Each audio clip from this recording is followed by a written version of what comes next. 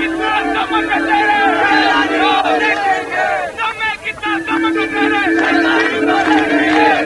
बाबरी मस्जिद को नहीं तोड़ा, बल्कि हिंदुस्तान के मुसलमानों के दिल को तोड़ा है। Stopping the yatra. Am I in charge? Is the Home Minister of India in charge? प्रादेशिक सरकारों को भंग करने की गलती मत करो, इसके गंभीर नतीजे होंगे।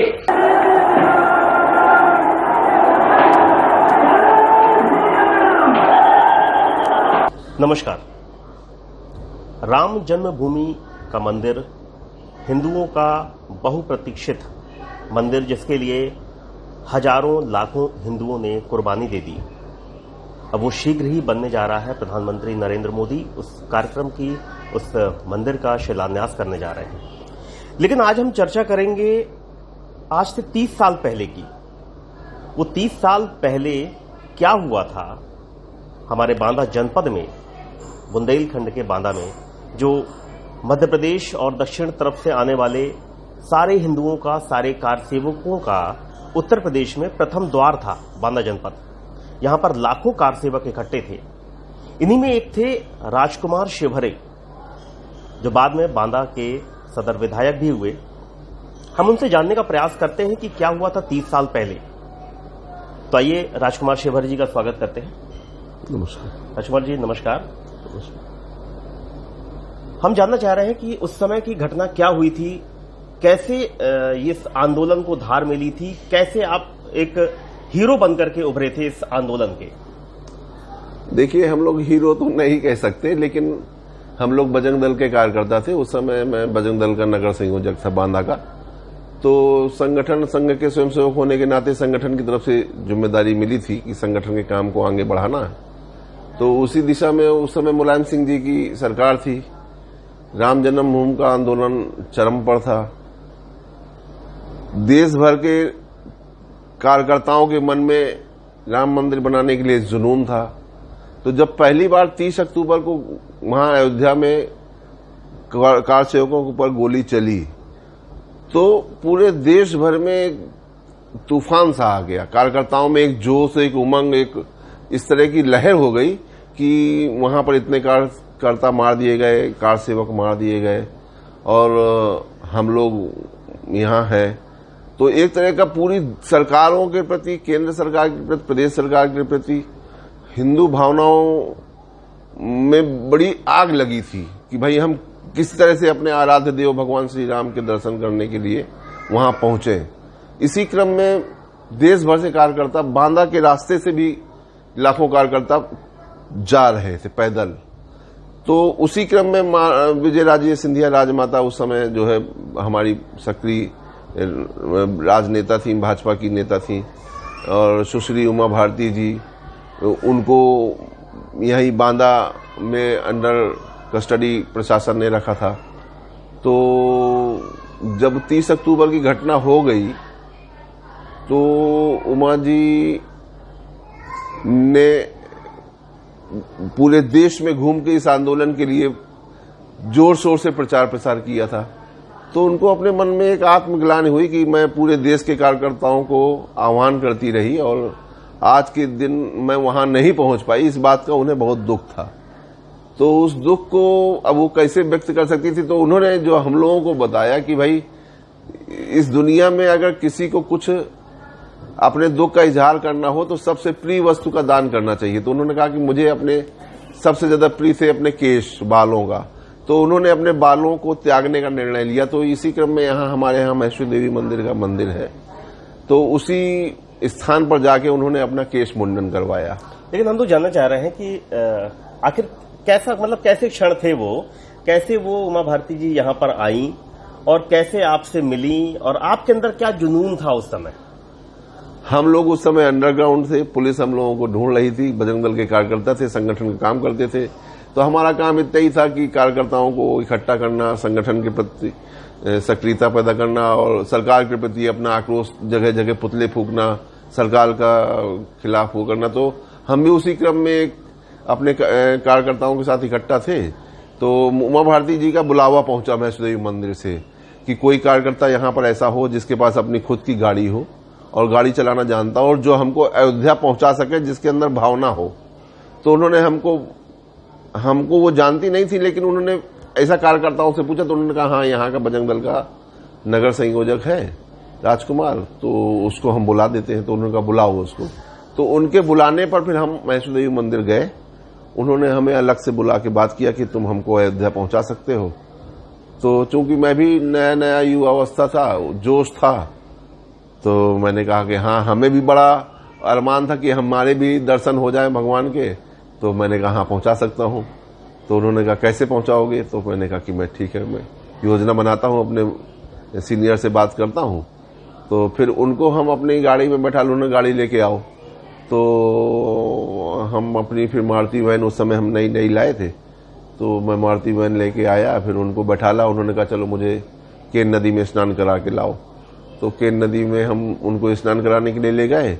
उसके बाद फिर हम उनको वहीं, जहां वो अंडर कस्टडी थी, PWD बांदा का गेस्ट हाउस, तो उसमें उनको छोड़ दिया। फिर हमने कहा कि हम रात को योजना बना के आते हैं, आपको फिर बताते हैं कैसे ले जाएंगे। फिर हम लोग वहां से वापस आए, फिर योजना बनाई। फिर रात को लगभग हम 10 बजे उनके गेस्ट हाउस में उनका टिफिन, खाने का टिफिन लेके अंदर प्रवेश किए। उनको सिक्योरिटी वालों को बताया कि खाना देने जा रहे हैं। खाना देने के बाद अंदर गए। अंदर जाके फिर हमने उनकी अपनी गाड़ी जो है, उन्हीं के जो सूट होता है PWD का, उसके बगल में लगाया। फिर उनको पीछे वाले दरवाजे से निकाल कर गाड़ी में पीछे डिक्की में उनको बैठाला, उसमें उनको ढका और वापस आए। उनको पीछे ढक के सिक्योरिटी वालों ने चेक किया गेट, गाड़ी में कोई नहीं था। फिर हम वहां से उनको लेके बाहर जजी चौराहे में आ गए, कचहरी के पास जो चौराहा है, वहां से फिर हमने उनके जो भाई थे, बड़े भाई स्वामी प्रसाद जी, उनको बैठाला। और उनके साथ एक और आए थे वहां से, मध्य प्रदेश से, बेबी राजा, सुरेंद्र प्रताप सिंह बेबी राजा, खरगापुर से विधायक थे उस समय वो, उनको बैठाला। और मेरा एक चालक, नवल नाम था, सोनी, वो मेरे साथ गया। तो हम कुल 5 लोग यहाँ से प्रस्थान किए रात को लगभग 12 बजे के आसपास। फिर उसको रात को, चूंकि पूरे सब जगह प्रशासन का सख्त पहरा था, रोडें कटी हुई थी, कोई जा नहीं सकता था, तो पुलिस का जगह जगह पहरा था। तो रास्ते में हमने उनका वेश बदलाया अपना, उनको एक मुसलमान लेडीज के कपड़े पहनाते हुए, सफेद रंग का सलवार सूट, और उनको ये कहते हुए कि रास्ते में सिक्योरिटी वालों को कि इनके शौहर का इंतकाल हो गया है। तो बहाना बनाते हुए रास्ते में सिक्योरिटी वालों को कि भाई हमको पहुंचना है सवेरे, मट्टी होना। तो यहाँ से पहले फतेहपुर का बहाना बनाया, फिर फतेहपुर से लालगंज, बछरावा का बहाना बनाते हुए हम लोग सवेरे 5:30 बजे तक फैजाबाद जनपद की सीमा में पहुंच गए।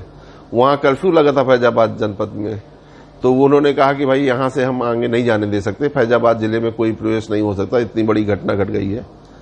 तो फिर उसके बाद हमको एक पुलिस के उच्च अधिकारी, जिनका हम नाम नहीं लेना चाहते, उन्होंने हमको मदद किया और उन्होंने हमको स्थानीय नक्शा बनाते हुए उनको, वो चूंकि उसी जनपद के रहने वाले थे और PCS रैंक के अधिकारी थे, PPS रैंक के अधिकारी थे, तो उन्होंने हमको पूरा नक्शा एक कागज में बनाया कि आप इस रास्ते से कच्चे कच्चे गांव होते हुए चले जाइए तो मणिरामदास छावनी में पहुंच जाएंगे। तो उसी कच्चे रास्ते से का पालन करते हुए हम लोग खेत खलिहान से होते हुए, और लाखों कार सेवक जा रहा था रास्ते में, तो जहां गाड़ी फंस जाती थी तो उठा के रख देते थे वो लोग। तो उस प्रकार हम लोग मणिरामदास छावनी में दिन में 11-12 बजे के आसपास पहुंच गए। वहां पूरे वर्ल्ड का मीडिया था, लाखों कार सेवक थे, माननीय अशोक सिंघल थे, विनय कटियार थे, रामविलास दास समय वेदांती थे। तो उस समय वहां पर जो राम मंदिर के आंदोलन में थे सक्रिय लोग थे, तो वो वहां पर थे। तो जब ये पता चला कि उमा भारती बांदा से अंडर कस्टडी, पुलिस की कस्टडी से आ गई हैं, तो वहां एक अलग सा उत्साह हो गया, एक जोरदार कार्यकर्ताओं में उत्साह हुआ, जोरदार तरीके से जो है वो हुआ। फिर वहां मीडिया के सामने मुझको इंट्रोड्यूस किया गया वहां पर, और मुझे उमा जी ने कहा कि ये लड़का अपनी जान पे खेल के हमको यहाँ पर लाया है, और मैं यहाँ तक आई हूँ तो इसकी वजह से आई हूँ। अगर ये हिम्मत नहीं करता तो यहाँ तक आना संभव नहीं था। और उसके बाद फिर हम वहाँ रहे। फिर बड़े नेताओं की, विश्व हिंदू परिषद नेताओं की योजना बनी, कार्य योजना बनी। हम लोग यहाँ से 31 की रात को निकले थे 12 बजे, 1 तारीख को दोपहर में 12 बजे पहुंच गए। 1 तारीख को दिन भर विश्व हिंदू परिषद के नेताओं की योजना बनी। योजना में ये तय हुआ कि 2 तारीख को 2 नवंबर को सुबह 9 बजे सारे कार्यकर्ताओं के 4 जत्थे बनेंगे। तो 4 जत्थों का नेतृत्व एक नेतृत्व माननीय विनय कटियार जी को, एक सिंघल जी को, एक वेदांती जी को, एक उमा भारती जी को। तो उस उमा भारती जी के जत्थे में नेतृत्व में मैं उनके साथ था। तो 4 जत्थे बने। चारों जत्थों में लाखों कार सेवक थे कि अलग अलग रूट से सब मणिरामदास छावनी पहुंचेंगे और किसी प्रकार से वहां पर पहुंच के कार सेवा करेंगे। तो जगह जगह इतना फोर्स था कि हर जगह 2 किलोमीटर पहले प्रशासन ने बड़े बड़े बैरियर लगा दिए थे और भारी फोर्स तैनात था। मुझे याद है आईटीडीपी का फोर्स था और तमाम सशस्त्र केंद्रीय बल थे वहां पर। तो उसके बाद वहां हम लोगों को रोका गया, कहा गया, अनाउंस हुआ कि भाई अब आप इसके आगे नहीं जाइए, नहीं बल प्रयोग होगा। फिर चूंकि 30 तारीख की घटना हो चुकी थी, हमारे नेताओं को ये अनुमान था कि यहां पर पहले आंसू गैस छोड़ा जाएगा। तो आंसू गैस से बचाव के लिए सारे कार्यकर्ताओं के गले में गीली साफी का निर्देश था। तो सब कार्यकर्ता गीली साफी डाले थे और जेब में सबको 2-2 प्याज दी गई थी कि आंसू गैस छूटेगी तो प्याज को छिलका डालने से आंखों में आंसू गैस का असर कम होता है। तो सब कार्यकर्ताओं के जेब में 2-2 प्याज डाली गई थी। और गोली से बचने के लिए यह था कि अगर कोई भी गोली से मरा तो डेड बॉडी को उठा के अपने अपने मुख्यालय में लाना है, डेड बॉडी प्रशासन को नहीं देना है।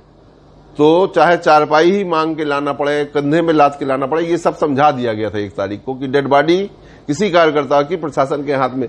क्योंकि जो 30 तारीख को गोलीकांड हुआ था उसमें बहुत डेड बॉडी ऐसी थी प्रशासन ने उठा के वहां नदी में फेंकवा दी, जिनका आज तक कोई पता नहीं है। तो ये अनुभव था नेताओं का। तो उन्होंने कहा था कि जो भी मरेगा अगर गोली चलेगी तो वो डेड बॉडी अपनी लेके कार्यकर्ता उसको लेके आएंगे। तो हमारे साथ भी यही हुआ। हम लोगों को वहां पर 10 बजे रोका गया। जिस बैरियर में रोका गया उस बैरियर के जो प्रभारी थे एसडीएम, वो सौभाग्य से हमारे बांदा जनपद के थे श्री अनिल कुमार दमेले, वो उसके प्रभारी थे वहां सेक्टर मजिस्ट्रेट के रूप में। तो उन्होंने हमको देखा तो उन्होंने कहा कि भाई घर के नाम के संबोधन करते हुए कि आप यहाँ कैसे। मैंने कहा मैं उमा दीदी को लेके आया हूँ। तो उन्होंने कहा यहाँ तो आप तुरंत हटिए, यहाँ गोली चलाने के आदेश हैं। तो मैं कहा मैं तो नहीं हट सकता हूँ, मैं तो आया इतनी दूर से हूँ मंदिर में कार सेवा के लिए। तो उन्होंने मुझे बहुत आग्रह किया कि आप हट जाओ, अच्छा नहीं, मेरे लिए भी अच्छा नहीं है, आपके लिए भी नहीं है, और आप उमा बहन को भी समझाओ कि वो हट जाए, गोली चलने वाली है। मुझे ऊपर से सख्त वाकी टॉकी लिए थे तो आवाज भी आ रही थी गोली चलाने के। लॉ एंड ऑर्डर को मेंटेन करने के लिए कुछ भी करना पड़े वो मजिस्ट्रेट के ऊपर था। उसमें गोली चलाने के भी निर्देश मिले हुए थे। फिर थोड़ी देर में प्रशासन की सख्ती हुई, आंसू गैस फेंके गए, फिर लाठीचार्ज हुआ भयंकर। लाठीचार्ज में उनको भी लाठियां लगी, हम लोगों को भी लाठियां लगी। फिर थोड़ी देर में एक बटालियन, पूरी महिला बटालियन आई आईटीडीपी की, और उमा जी को जबरदस्ती घसीटते हुए वो ले गई। उसके बाद वो स्वतंत्र हो गए गोली चलाने के लिए। उमा जी की वजह से वो गोली चलाने के बच रहे थे कि ये न मरने पाए। तो उसकी जब उनकी गिरफ्तारी हो गई उसके बाद वहां पर फायरिंग शुरू हो गई। फायरिंग शुरू हुई तो वहां हम लोगों के अगल बगल तमाम, सौभाग्य से मुझे गोली नहीं लगी, लेकिन लाठियां इतनी लग चुकी थी कि हम लोग घायल थे। तमाम लोग वहां मरे। तो मरने के बाद तो ये था कि जो अच्छी अवस्था में है वो डेड बॉडी लाद के ले जाए। तो कार्यकर्ता सब डेड बॉडी लाद के, और मैं आज ये कहूंगा कि उस जमाने में वहां के जो स्थानीय निवासी थे उन्होंने अपने घर की चारपाइयां निकाल के कार्यकर्ताओं को दे दी कि आप इसमें लाद के ले जाइए डेड बॉडी। तो एक चारपाई में 2-2, 3-3 डेड बॉडी लाद के, या घायल अवस्था में जिनको गोली लगी उनको लाद के कार्यकर्ता अपना अपना मुख्यालय जिनका बनाया था जहां पर, वहां पर वो सब जाने लगे। और जितनी डेड बॉडियां और जितने घायल अवस्था में, तो सब मुझे भी लाद के, फिर वहां पर घायल मैं भी काफी था, तो मुझको वहां अस्पताल बना था अस्थायी वहां पर कार सेवकपुरम में। तो फिर वहीं मणिनांदास छावनी में एक छोटा अस्पताल बनाया गया था, उसी में मुझे भर्ती किया गया। फिर उमा जी भी परेशान की लड़का मरा कि जिंदा है, इधर हमारे एसडीएम साहब भी परेशान की ये लड़का मर गया कि जिंदा है। बहुत देर तक वो हमको ढूंढते रहे, ढूंढवाते रहे। फिर अंतोगत 24 घंटे बाद उन्होंने मेरा पता किया, फिर मुझे ढूंढा, इस तरह से फिर वो चिकित्सा के माध्यम से फिर मेरा चिकित्सा होता रहा।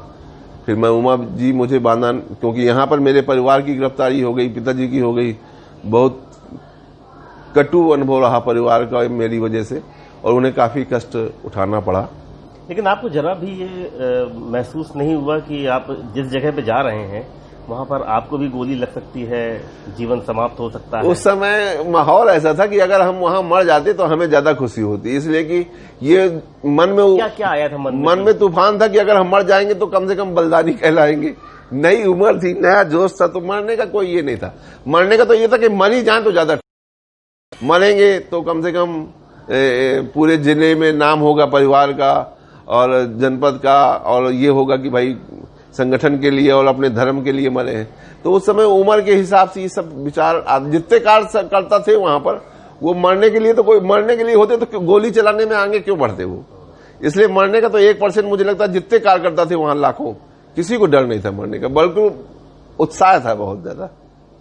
परिवार के साथ क्या सलूक हुआ? परिवार के साथ पिताजी को वहां से मध्य प्रदेश में जानी कुंड में थे पिताजी, चित्रकूट में, तो वहां से वो रात को 12 बजे झूठ बोल के ले आएगी, आपके लड़के का एक्सीडेंट हो गया है।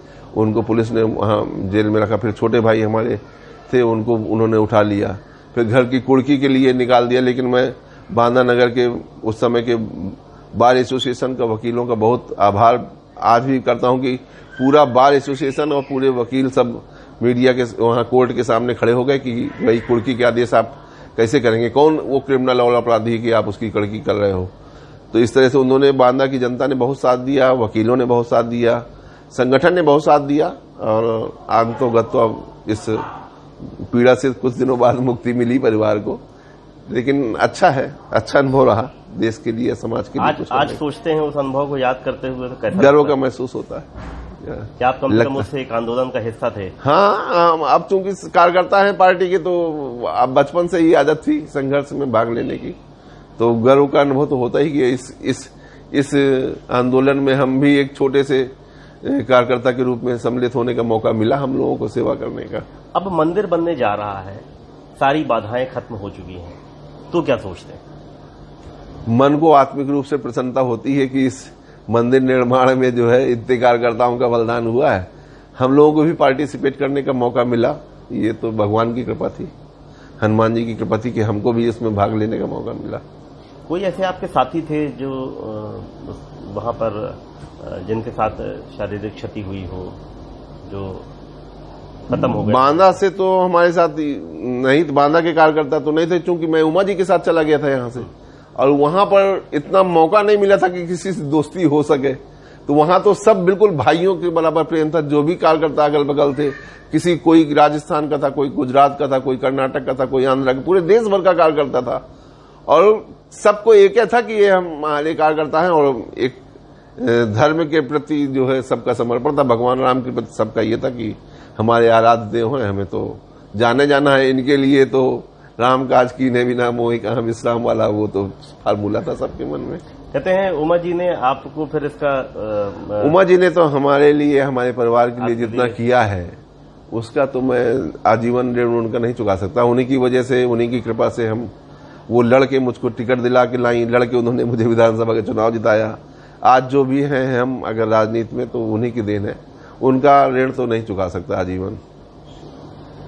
तो राजकुमार जी ने हमसे पूरा अनुभव शेयर किया कि वो कैसे दिन थे, कैसे आखिर वो यहाँ से उमा जी को लेकर के गए थे, और कैसे उन्होंने अपनी जान पर बिल्कुल परवाह न करते हुए, अपनी जान की परवाह भी नहीं की, और वो लेकर के उमा जी को अयोध्या तक पहुंचे।